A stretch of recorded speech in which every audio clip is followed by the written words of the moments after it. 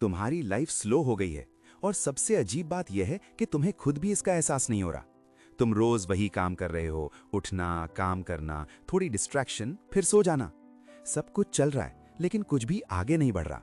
और अंदर कहीं एक हल्की सी आवाज है जो कहती है कुछ ठीक नहीं है। लेकिन तुम उस आवाज को इग्नोर कर देते हो क्योंकि बाहर से सब नॉर्मल दिख रहा है। असल में प्रॉब्लम ये नहीं है कि लाइफ स्लो हो गई है। प्रॉब्लम ये है कि तुम धीरे धीरे उस स्लोपन को एक्सेप्ट कर चुके हो।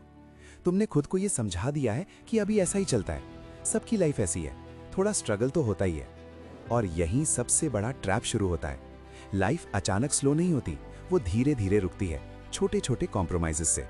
जब तुम अपनी एनर्जी को छोटी छोटी चीजों में वेस्ट करते हो, जब तुम अपने थॉट्स को कंट्रोल करने की कोशिश छोड़ देते हो, जब तुम खुद से सवाल पूछना बंद कर देते हो, तब लाइफ खुद ब खुद स्लो हो जाती है।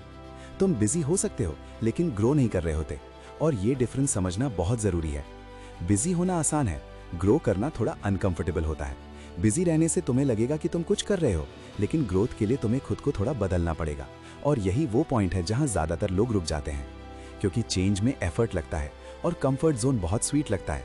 लेकिन सच ये है कि लाइफ स्लो इसलिए नहीं हुई क्योंकि दुनिया स्लो हो गई। लाइफ स्लो इसलिए हुई क्योंकि तुमने खुद को चैलेंज करना छोड़ दिया। तुम पहले छोटे छोटे रिस्क लेते थे, नए आइडियाज सोचते थे, खुद को पुश करते थे। लेकिन अब तुम सेफ खेल रहे हो, और सेफ खेलना कभी कभी सबसे बड़ा रिस्क बन जाता है, क्योंकि वो तुम्हें धीरे धीरे अंदर से हॉलो कर देता है। अब सवाल ये नहीं है कि लाइफ स्लो क्यों हुई, सवाल ये है कि तुम इसे वापस कैसे तेज कर सकते हो। और जवाब बहुत कॉम्प्लिकेटेड नहीं है। तुम्हें बड़ी चेंजेस की जरूरत नहीं है, तुम्हें बस अपने अवेयरनेस को वापस लाना है। अपने दिन में एक मोमेंट ऐसा बनाओ जहां तुम सच में खुद से पूछो, मैं आज सच में क्या कर रहा हूं? क्या मैं बस टाइम पास कर रहा हूं या कुछ बना रहा हूं? जब ये सवाल ईमानदारी से पूछोगे तो आंसर खुद सामने आ जाएगा, और वहीं से चेंज शुरू होगा।